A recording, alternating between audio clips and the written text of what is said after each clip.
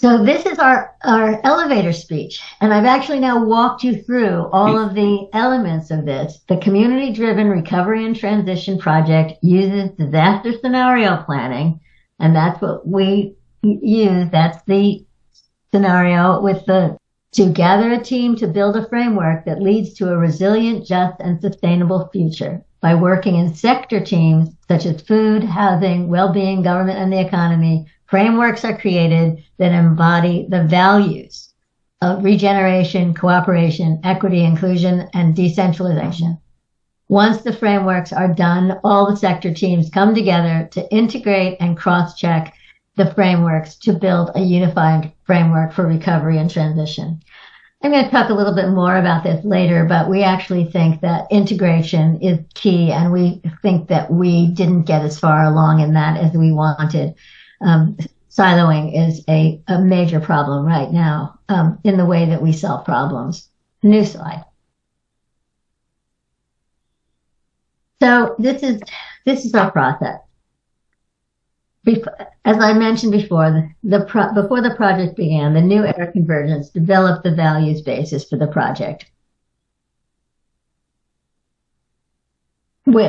We would expect that would have been done already before this process. We had to integrate 14 voices into the solution, and I realize that I'm the person giving the presentation, but let me tell you that this really was a team effort. There were 14 people, and they were engaged. Now, they only engaged for, I think it was 3 months. But even so, I have to really say this was a team effort. It can be very challenging to facilitate a group of that size. So we actually had we had very heavy facilitation in the project. In addition, we made sure to position ourselves for success by selecting community members where trust and commitment to our success was already present. I don't know how this is going to go when that's not the case, so I mention it just as a cautionary tale. We did not need to go through extensive forming, storming, norming, and performing because had many of us used to working together. So with that said, the first step was to identify a scenario. We searched the internet, and as you saw, we selected one that was realistic for place. Then we reviewed the permaculture Rosetta and identified the sectors. Next, we put together a coordinating committee who recruited anchors, and it was the responsibility of the anchors to recruit the subject matter experts. These were people who had in-depth understanding and a visionary outlook and a values base consistent with our defined values. The sector teams and the coordinating committee developed a set of common questions that reflected our systems change criteria to be sure that our framework exemplified the values we professed.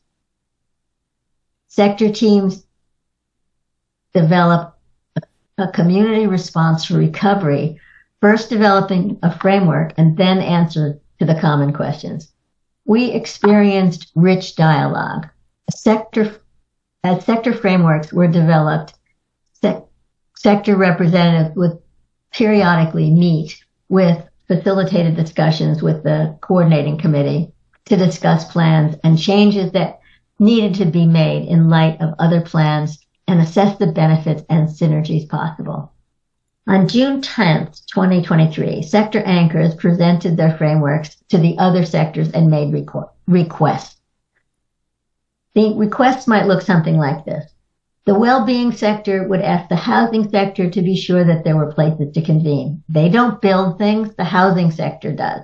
So they asked, make sure that whatever you build, you include places to convene.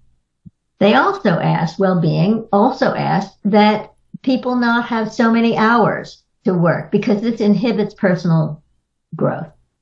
The food and housing sectors said to well-being, no way, you just lost everything. You'll be working 12, 14-hour days.